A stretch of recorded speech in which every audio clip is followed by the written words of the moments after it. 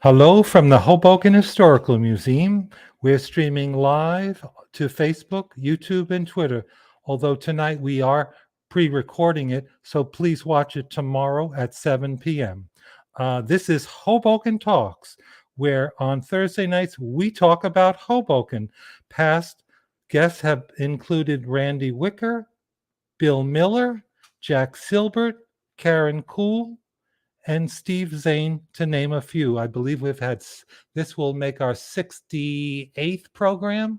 Hello, my name is Bill Curran. I'm the museum associate here. I'm your guest. I am your host tonight, and our special guest is Laura Knittel. Please feel free to check out our YouTube channel, where all past 67 past shows are there for your looking. Laura, welcome to Hoboken Talks. Bill, it's my pleasure. Thank you so much for having me. You're welcome. Thank you so much for coming here. I know on Monday you had the flag raising at the City Hall, and you had a very powerful speech. I was wondering, might you like to share a few of those comments that you spoke about to the crowd? Certainly. Thank you, Bill. It was a wonderful evening. The weather was beautiful.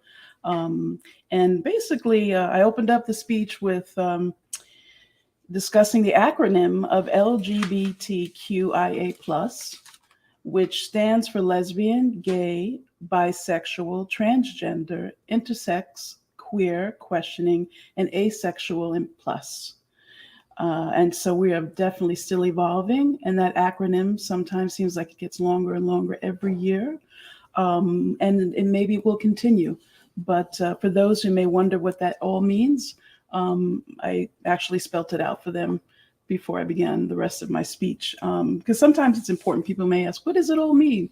So that's how I opened. And then I also shared that we're progressing here in Hoboken as a community while fighting for justice and equality. And we've also been attracting more LGBTQIA+ people into our community. We have more residents. We have some raising families here. We have LGBTQI-owned businesses and community groups. And of course, more and more friends and allies who continually support and embrace us in so many ways. And so the deeper and the more dynamic the understanding and acceptance becomes, it just as enriches the experience of living here. And it's really important for us to trust, feel safe, and comfortable in the communities that we live. And so I shared some of that in the speech as well. And we know that in some places in America, it's not always the case where people feel comfortable or safe. So I thanked everyone for making that possible, and including having me here for this interview. It just, again, reaffirms and gives value to when things are hard for us, for people to make room for us. It just words can't even say enough to that. So I'm very grateful for Hoboken for that as well. So, and then the last part of my speech was, before we get too comfortable with all the celebrations that we're having, and in the months and the days ahead, we must not forget that our rights are still under attack in America, especially on people of color and trans people. And these rights are human rights. And we almost try to find ways we can help. And so many of us want to live our lives freely and safely among those we love, and to go about working and living our American dreams. But many of us know that lately our human kindness has been brought into question. And the key word being their question.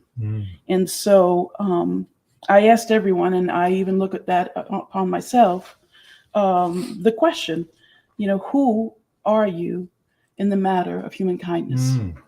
Who am I in the matter of human kindness?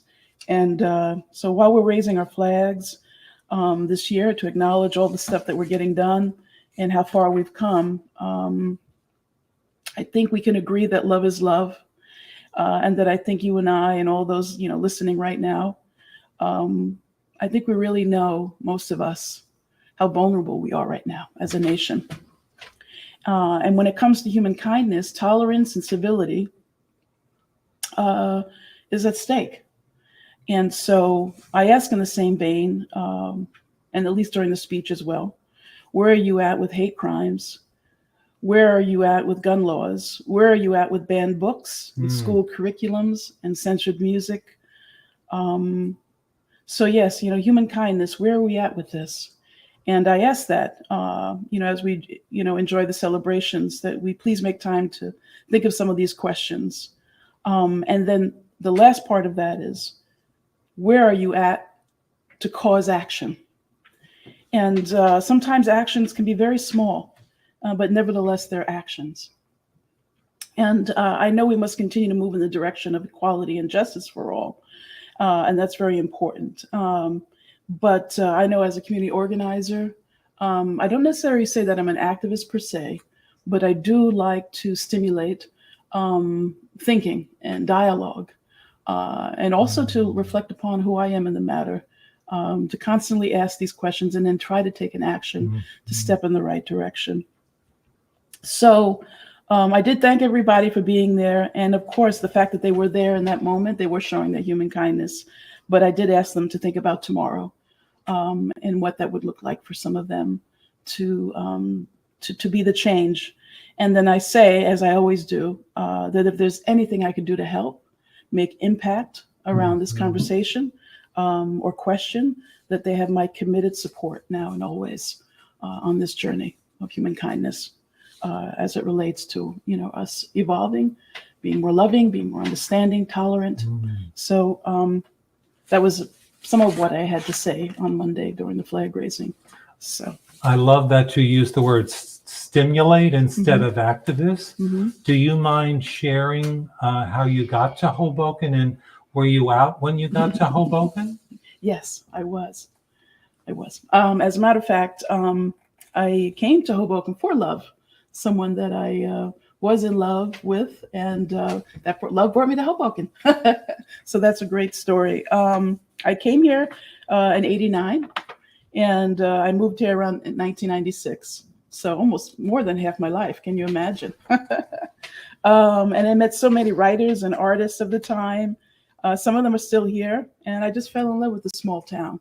Being born on Staten Island, it had a similarity. And just been intimate and small, and it was just a beautiful place. It still is to me. So what else can I say? I was living here and working in New York City in marketing and business development.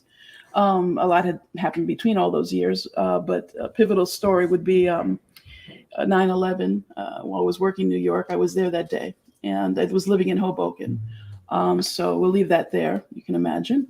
And December of that year, I decided to leave New York City and took some time off, and created some art. I think I actually have some art to share. If that is, we can look at those images. Sure. I'll show you. But I did some of that, and I had an art exhibit and actually sold some art at Wedge Works. It was a little gallery here in town. And so that was very healing and therapeutic. And then fast forward just a little bit, I ended up working for Jerry Fallow in Cultural Affairs for Hoboken's 150th anniversary, which I believe was 2005, if I'm not mistaken. So it took me from the corporate world to the nonprofit, working for, as a public servant. And Jerry's wonderful. And fast forward a little bit on that, 2008, an opportunity opened up at the Hoboken Public Library to come on in and help with programming and outreach. And I'm still there as of today. I didn't know if we were going to refer to some of the photos, but should I continue with the story? Sure. Okay. Why don't we cut to some of the photos? I know you've brought a very nice selection of them. Could we go to the photos? Oh. So who is this? Let's see. That's me as a youngin', missing a tooth, but still feeling very patriotic. And of course, this is my lovely, I'm so blessed, my wife, Katya Diaz Priscilla. We were there at Ellis Island.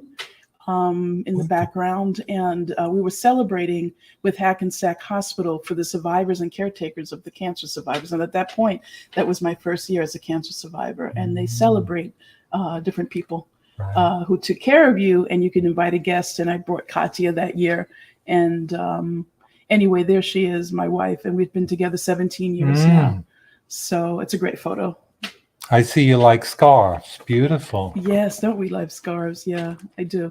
I've got mine on today as well. Oh, wow! This happens to be a smidgen of my art.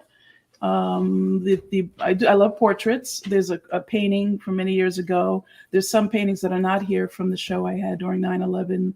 That time after 9/11, maybe some other time I can come back to the museum.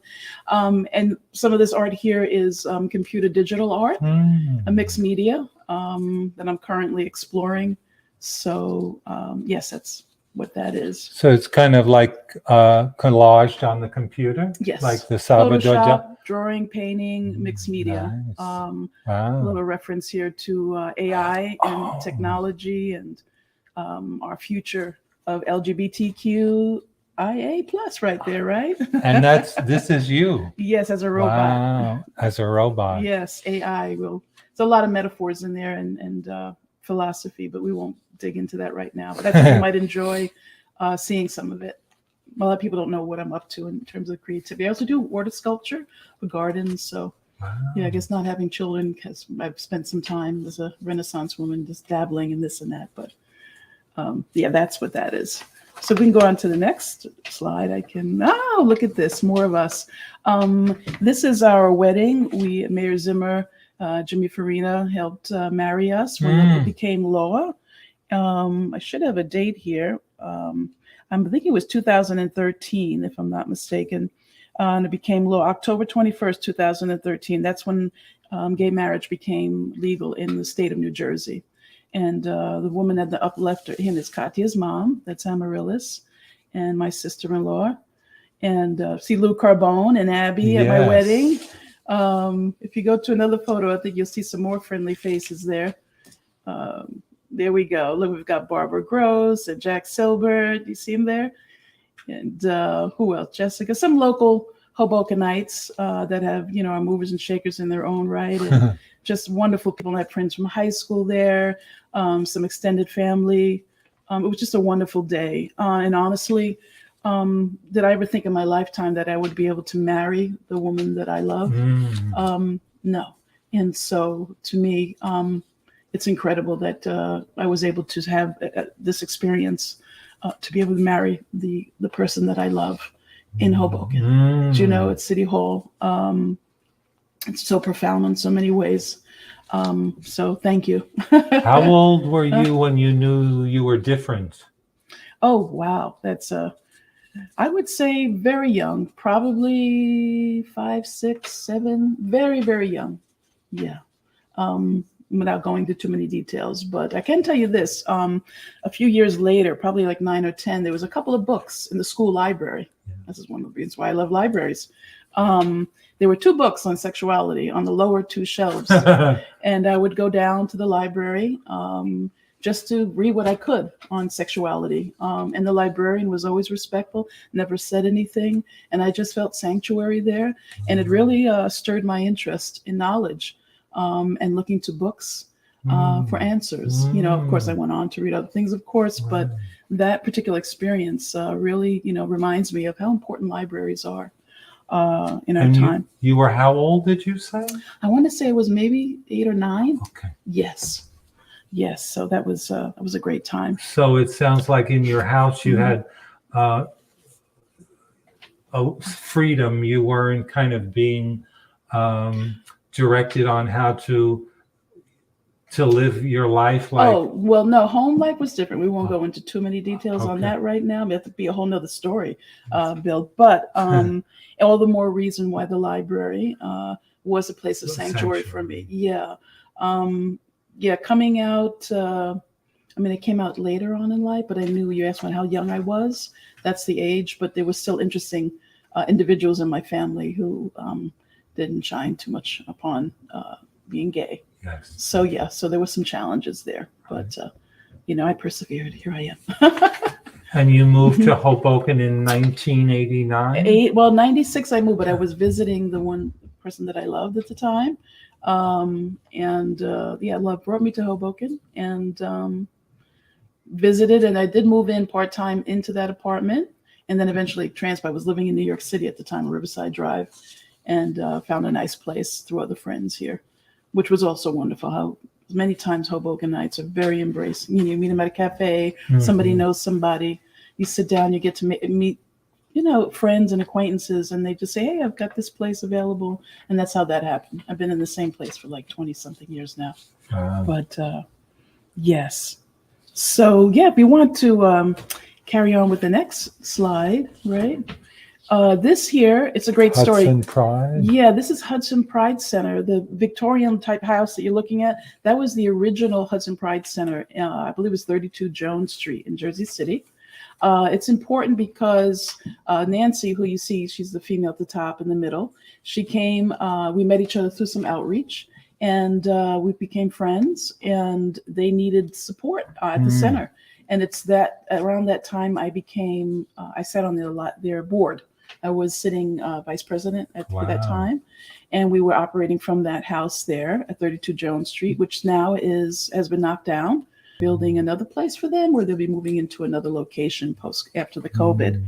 I served on their board from 2010 to 2012, and I think you met some of their key players over the past weekend, Liz Stell and also Joe Sapato. They did some of the outreach during your film festival. And so really their reach has grown over the years. I was responsible for bringing them to the table, to Mayor Zimmer, way back when, to discuss bringing pride to Hoboken, building bridges within the county. And they came over and were embraced. And I could say, what else could I tell you about them? Well, we go on with more pictures. If there's anybody else that I missed here in the photo, no. That's Gene. I forget the gentleman at the upper right. He's always around. He's an artist. But we probably had celebrations there at Christmas time. Mardi Gras? Mardi Gras. And we also were probably at Jacob Javits for the LGBTQ conference there, doing some outreach in that photograph there. Great. So this is another wonderful story. Yeah. This is Hoboken Olympic Day 2016. Leo Pellegrini in Human Services was instrumental in pulling this off with us. Mayor Zimmer, you can see her in the photo. My goal was to, bridge. I also was looking to create a diversity advocacy group here in Hoboken at City Hall, and reached out to Mayor Zimmer for that. She was very supportive. But you see some very familiar faces. But this was a day for the special guest we had. There was Olympian Gail Marquis, who also identifies as a lesbian, but she's from our community. Diane Dixon, no, but she was also Olympian who joined us to share with the children, their medals and their stories. So it was a wonderful day. We had a cookout, we had vendors, face painting, health and fitness. You can see Father Warren is there. The director of Hudson Pride Center was there. It was just a wonderful day to bridge the community, young children also, and some, people who wanted to participate in celebrating Pride. So it was Ready, Set, and Proud, celebrating diversity and our community. Very, very, very wonderful moment there.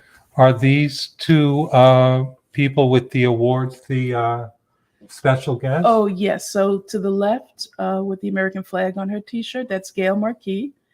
And then the other woman is Diane Dixon. Yes. She's also Olympian. I believe she was, maybe she won the gold and silver as a runner. And Gail Marquis was basketball. We could fact check that, but that's what I do remember. I believe she lives in Jersey City, and there's been a documentary made on Gail Marquis. We could probably find that if you guys were interested. So wonderful. Okay, next we have here, we made a trip, Katya and I and her mom, we went to Paris. Wow. Yes, and it's wonderful. And while I was there, I said to myself, let me find the Gay and Lesbian Community Center in Paris. And here we are. And we met a few, Peter Tower, Patrice Barrett, Noberta Pereira. I probably not saying his last name very well, so I apologize. But these were the gatekeepers there at their Gay and Lesbian Community Center in Paris. And I shared with them, I gave them a button from Hudson Pride Center, and I shared with them what we were up to as a community. And it was just bridge building across the world. So in Paris, of all places, right? I still get chills up my spine thinking about it. And then my lovely wife always supporting me by my side. So that's great. Great moment, don't you think? Yes. This is to the left is I was at they do a teen prom, Hudson Pride Center. And on the left there, and Harmonica Sunbeam, she was probably the master of ceremonies at the prom. And they put us in a happy moment there. And then again, we're in Hoboken. I believe we were at an antique boutique. There was some sort of gathering for Pride. It might have been for the Chamber of Commerce or something. Off the top of my head, I would have to fact check it, but it was an event to bring us together, but in celebration of Pride that year. And of course, Harmonica Sunbeam front and center. The master of ceremonies. And also, I believe she did a story time for kids at Antique Boutique. It was tight squeeze in there, but we were able to have a great day that day. And this is another example of bridge building.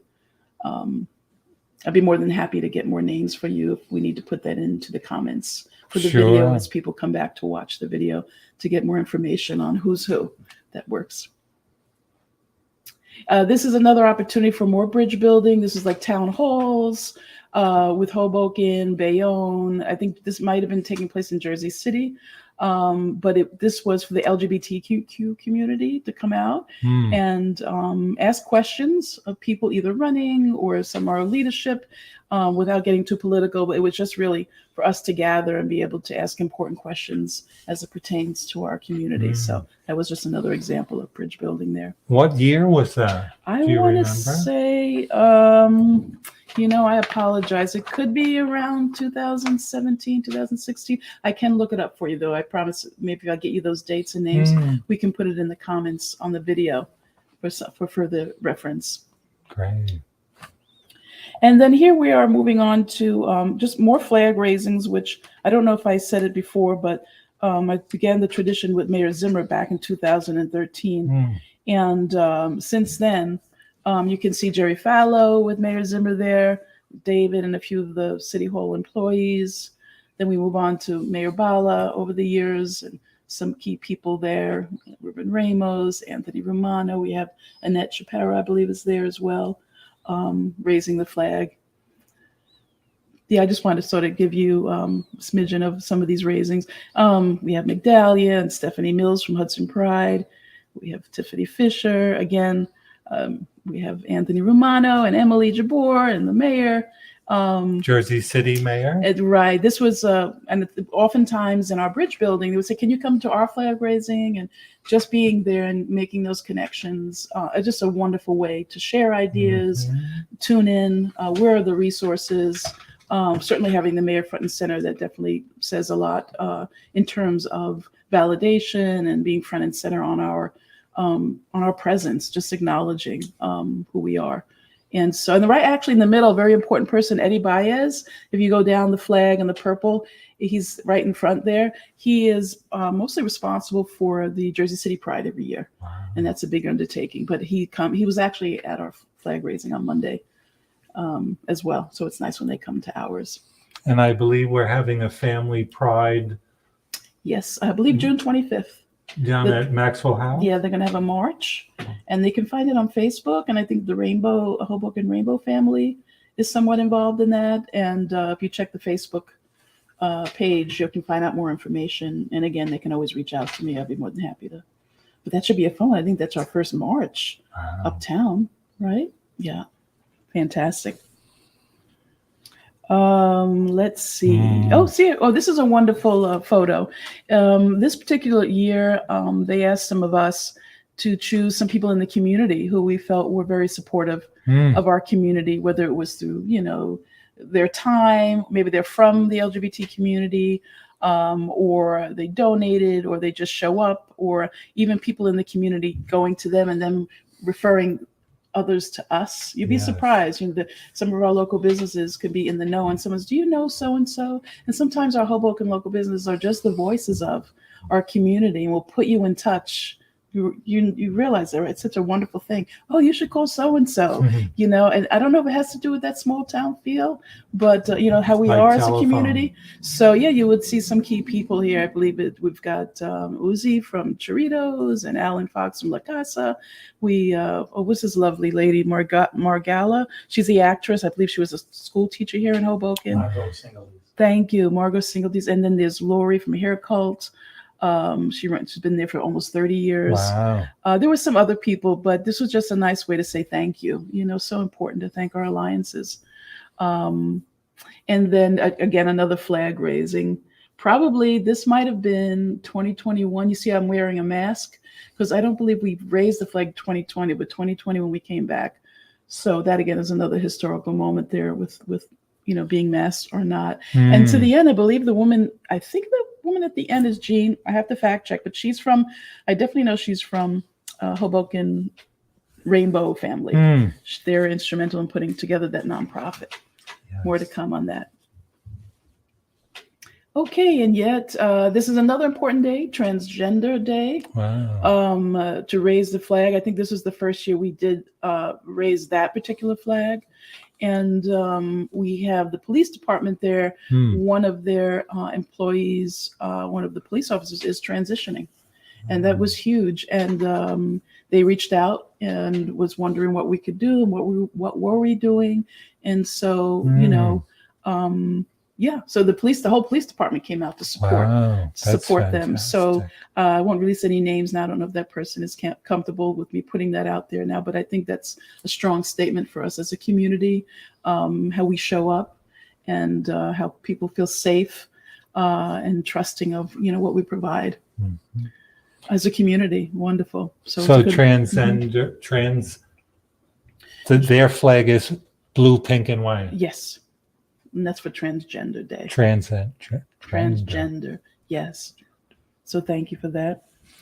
Okay. Oh, so now with all that bridge building going on, let's just say 2013, and we move on to, I believe this was August 2nd in 2018, how many years later, the goal within the county was to bridge all the municipalities. And I believe there's 12 of them, like Bayonne, Gutenberg, Union City, Hoboken, and Jersey City. So this was the first annual Hudson County Pride Month kickoff. And they had a big celebration. They had voguing, they had dancing, they had mix and mingling, and then they had the series of awards they were giving out.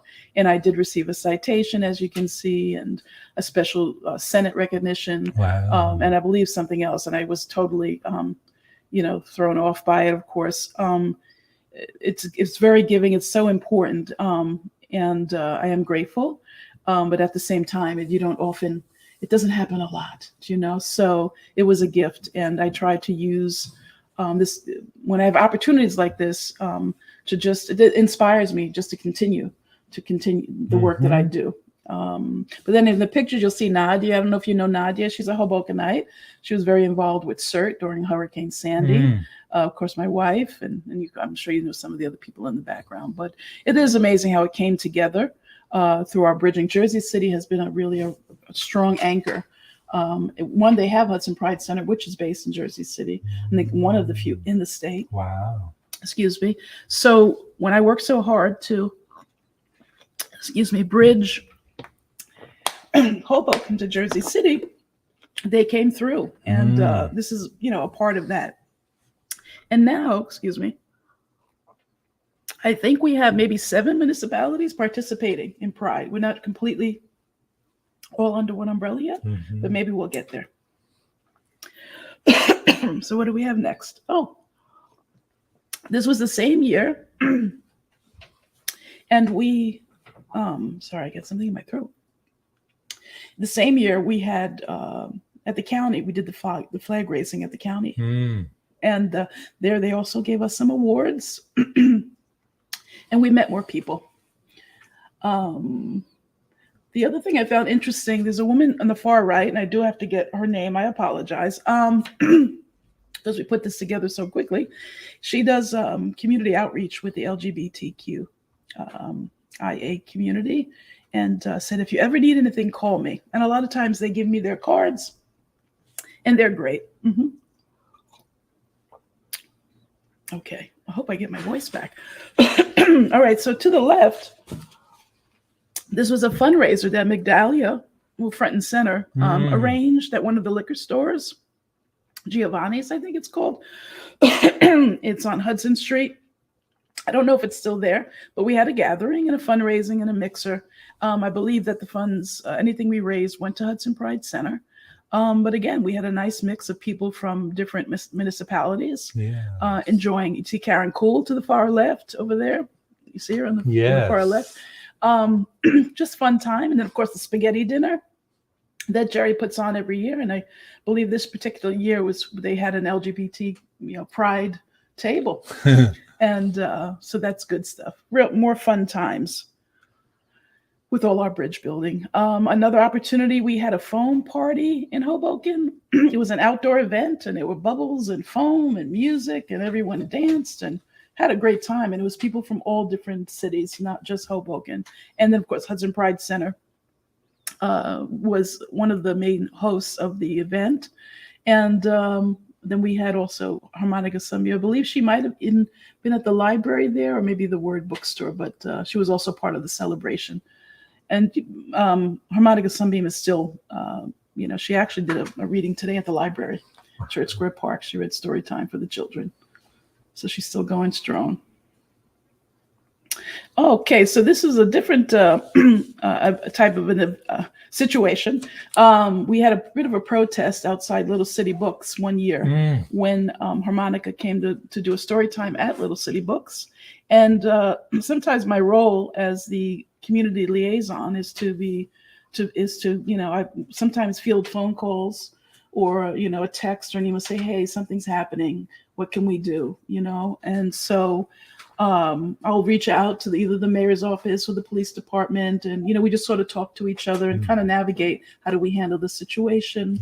And so the role can be important, and then the response has been amazing from Hoboken, from the police department to the mayor to constituents, the city council, even neighbors and residents. And then also Harmonica did that day continue with the story time, and we just carried on. But once in a while, we'll have protesters come. It's not so often, but as a community, we do pull together.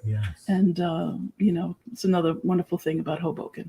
Sometimes we just pull it together and we're there for each other. So thank you for that shot. This is another incredible moment for me. This was an Orlando Vigil that we did. I was invited to speak at in Jersey City. The Orlando Vigil incident, as some of you may or may not know, was June 12th in 2016. And a couple of days later, we had this vigil in Jersey City. Some of our faith-based groups, residents, leadership, community organizers such as myself, Jersey City Hudson Pride, they reached out and said, could you speak at this event? And it was literally like a couple of days later, and I was sitting down and writing the speech. And I had asked some of the key people who were putting it together, well, what do we say? What do you want me to speak on? And there was going to be, and there was a reading of their names. There was singing, in their memory. There was a candlelight vigil, and everybody spoke about something. And then as I was writing my speech before I got there, I could not help but address our gun laws. And how was I going to do that in this speech while paying respect to those that had just died, to us as a community. And to give you a shortened version, I did take a few lines in that speech to address the automatic weapon that was used and how many bullets flew out, how many per second, and how many lives were lost. And I opened that way. I didn't think I was going to, but I did. And I am glad that I did that. It needed to be said. And so people came up afterwards, and we're still talking about this conversation as we sit here today. Other than that, there were thousands of people. If we want to go to the next the next shot on this. If we have a, Wow. yes, it was thousands. And I had no idea, but it was amazing. So people from Hoboken, Jersey City, Weehawken, Bayonne, you name it, Union City, they came out in droves. And it's amazing. Sometimes photos can tell you 1,000 things, right? Right. And I will never forget it. It was important that we could come together and heal and connect on so many levels. Yeah, another shot looking down Newark Avenue, believe looking east, if I'm not mistaken. And so we did have a vigil here in Hoboken in front of City Hall. I don't know if I put pictures of that, but Mayor Bowler said, of course, and we were sure to do that as well. So yeah, here we are. But special moment in time for us, and an important one not to forget. Yeah. Another key moment here, Father Warren. We had a vigil. I'm sorry, pardon me, not a vigil. We had a rally for Father Warren. He was a Hoboken priest he was suspended by the Archbishop because he continued to support LGBT advocacy groups. And he, Father Warren of St. Peter and Paul Church in Hoboken, we talked with him as a community. We asked him how we could help, and we came up with having this rally. We moved very quickly to stand in solidarity. If you can see also at the time was Pastor Rose, if you see her there with the collar. And I'll come back to Pastor Rose. It's an incredible story, but we'll come back to her story in a minute. But on this particular day, we actually went to the parish and asked members of the parish if they would be interested and how we can help. And they said, yes, we want to help with this rally. So we set up right across from St. Peter's. Is that Elysian Park right there? Stevens Park, yes. And right outside the parish, because we were wondering, should we set up in front of City Hall? Or should we do it right across? And the parish asked us to do it right across. And Eugene and Joyce, they were pivotal in helping us pull that together. And so we had the rally. I don't want to get into much more of the details, but it was he's fine. There were some choices he made, and maybe some other time we'll have him on your show. But he's fine. But it was important to go public and have a rally and be unified in this process. And before we leave this shot, going back to Pastor Rose was at St. Matthew's, and she was there. And while she was there, she transitioned and became Pastor Peter. And it's been if you check back through Hudson Reporter, some news articles, it was pivotal. And over the years that we had a chance to speak to one another. It was an incredible story to hear about. And imagine, can you imagine the journey? And so right here in Hoboken, that has even happened, and she was embraced at the parish, and now Pastor Peter, I should write him, find him, say hello. It's been a while, but interesting, isn't it? And that was 2016. Yes. So not that long ago, and a lot of change. Yes. Amazing. So then this is a great shot. I mean, if we switch gears from my work as the liaison, this is my women's rights journey. This was the March on Washington that was put together. Let me see, what year was that again? The Women's March was January 21st, 2017. And Barbara Gross reached out to me, Liz Cohen, Jerry Fowler, was a bunch of women, and they said, Laura, can you please come to Barbara Gross's living room? And we sat down, and they had a plan, and they said, we want to unite, we want to get busloads of people to go march on Washington. And so we sat down, and we made that all happen. And Hoboken embraced the Jersey City, other local communities were on the phone. How could we get together? How could we, show up? And so Liz, I have to put her there because she was front and center, running a lot of this along with Barbara and Jerry. And it took a lot of work and I believe someone on your the museum board, someone on there created that button, HOB to DC. One of your designers, someone who had some great talent, because Liz was talking all about it. And so an important moment in history, and we left. And, the other part I want to say about that, of course, when we got there, thank God there wasn't any acts of violence that happened that day. But when we got back on the bus, I was scrolling through social media on our way home, and it dawned on me when I started seeing how all around the world on that same day, how many people were protesting or marching all around the world in huge numbers. And that's when I cried. I was like, wow, this is so big, so, I always say small actions can move many things, and it's so true on your journey of movements. And if I should say on my journey of movements, sometimes you think it will never happen, but just one small movement it may take time, but change will come. And it's certainly in my journey so far, I am learning that. And we also know for every time you move forward, there might be backlash. So you expect that to happen to some degree. As we know, some of our rights are being challenged now. So you never take that for granted. So in essence, it's almost like a balance and ever flow of giving and also teaching and sharing with those who are either coming up, who are next in line to maybe, continue the journey and the struggles and the challenges of the growth that we have yet to see. So that's but this is a wonderful moment in time. And thank you. It's nice to share that story.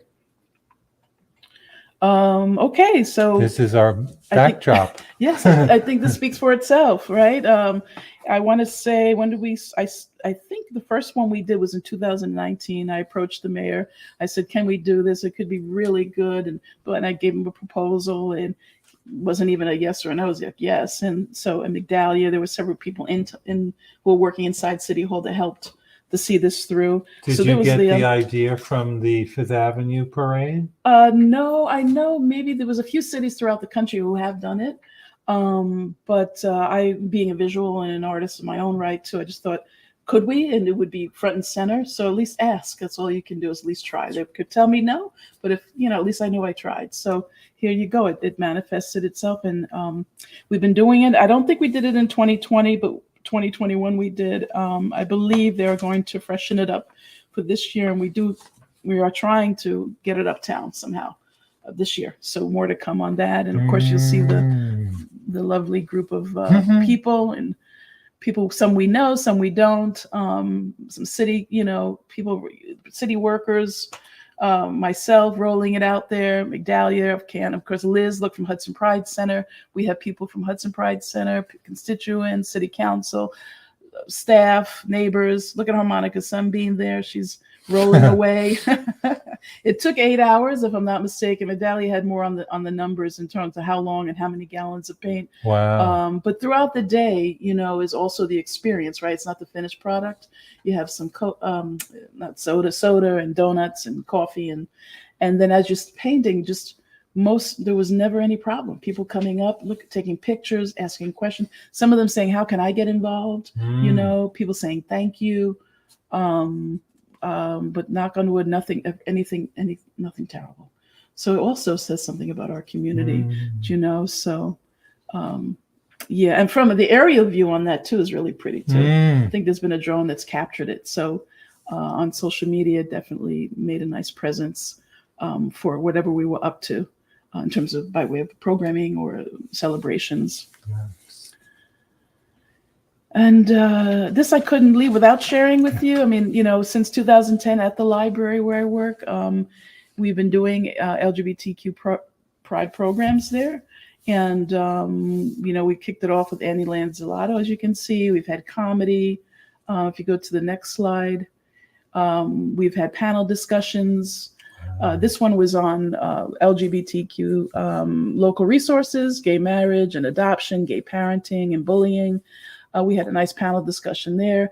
On the right here were films. We had a group that would come in and show us collections from the UCLA Film and Television Archive, which, by the way, to archive our stories as a community is as important as any. And we would show those at the library with great response.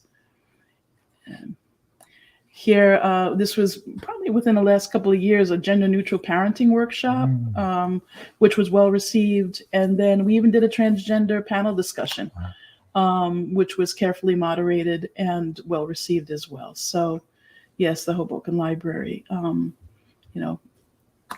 offering such programs has been a very important journey. Some more programs. We had there's a famous personality from Queer Kid Stuff Live, and Lindsay and Teddy. These are a big. She goes viral on YouTube all the time. We had her for for a kids program. Again, you can see Harmonica Sunbeam.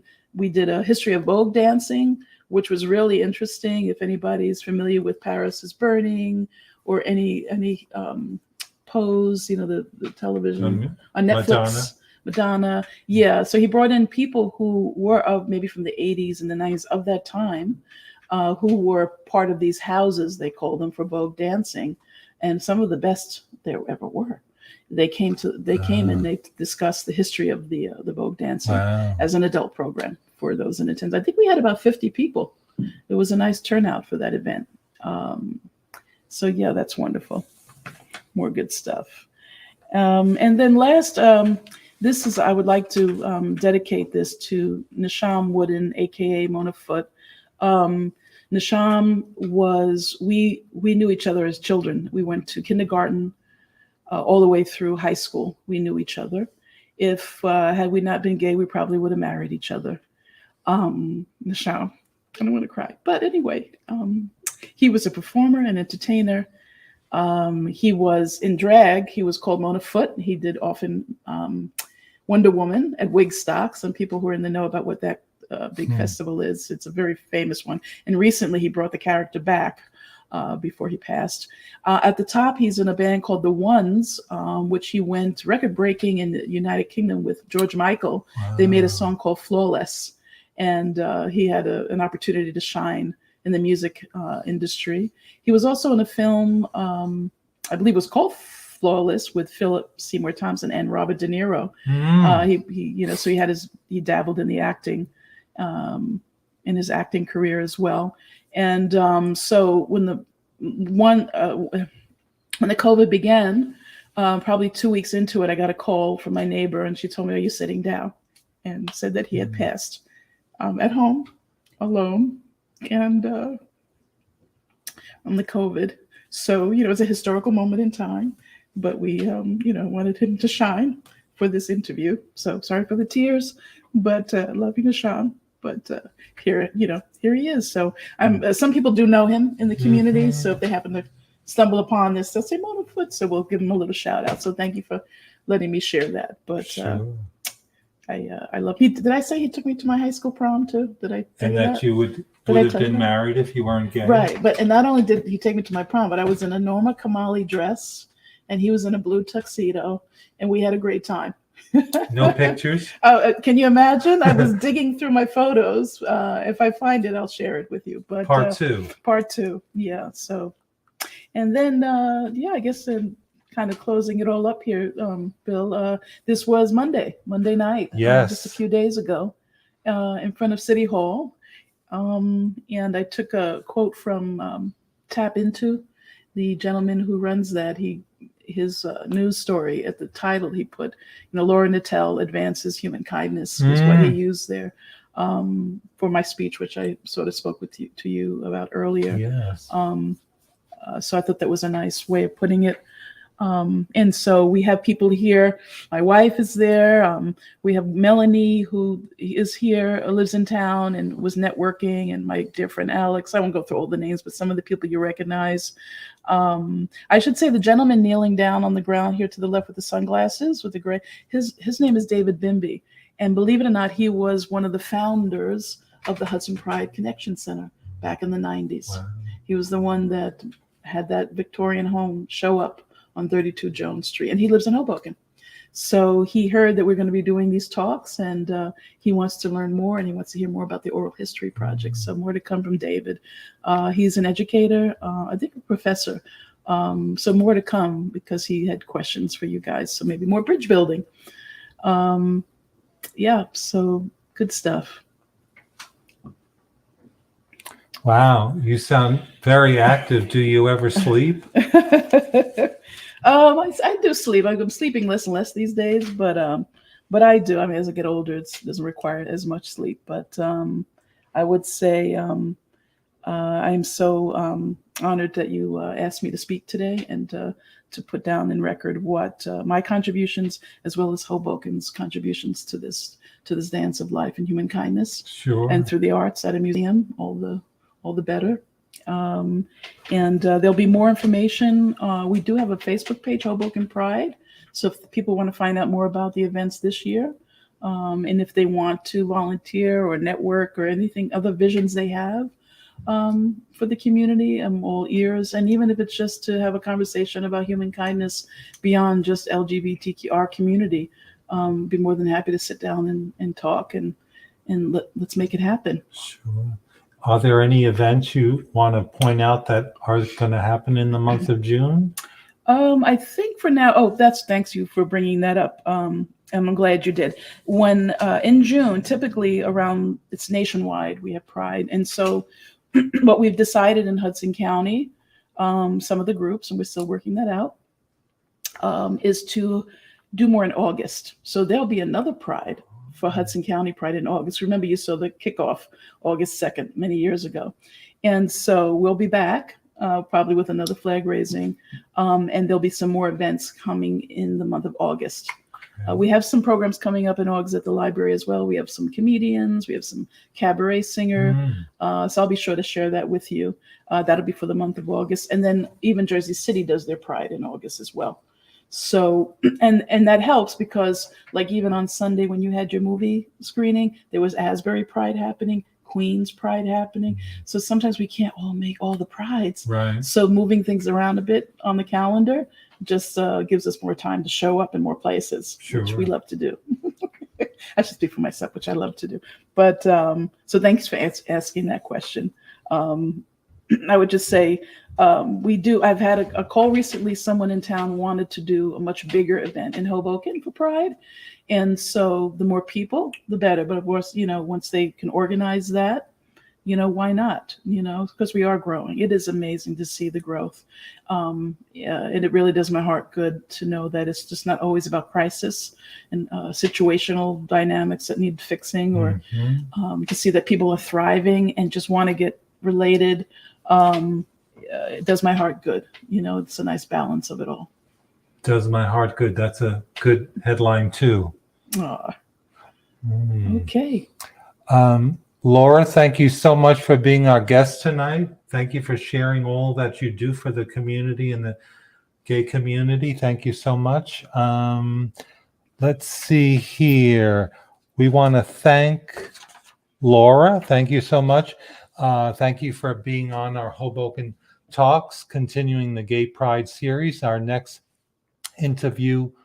person to be interviewed is Jose Fernandez. After that, we have another one to be determined. Also, we want to thank the memory of Mel Kernan for including us in their estate planning. Thank you so much. Also, we want to always thank the New Jersey Historical Commission for their support. Also, the New Jersey Council for the Humanities. Thank you very much for your continued support. And of course, for our Shipyard Circle, all the folks who give at a certain level to the museum that we can keep operating. Thank you so much, everyone. And also, last but not least, of course not least, Applied Development for all they've done for us and continue to do. This is their space. Actually, we rent from them, and we thank them for that. And please do come to the museum. We have a wonderful show called The Avenue, and I'm not talking Fifth Avenue. It is the history of Washington Street, and we do have a man. What did you call that? A man? It's a gay man, not a Manhole. manhole. It's painted like a sewer hole. A sewer hole. Sewer. Yeah, it's Sewer from the manhole Gay cover? Pride. It's painted the Gay Pride colors. So please feel free to come check that out. Hoboken Talk, excuse me. That's the Avenue show. Our upper gallery is recent paintings by Lou Carbone. That's all his paintings, 25 paintings he's done during the lockdown of COVID. That's on through July 3rd in our upper gallery, where we're taping the interview right now. And please send us your comments. Please like us on Facebook, Twitter, and YouTube. Instagram, please share. And also please subscribe to HobokenMuseum.org and also our YouTube channel and also Instagram.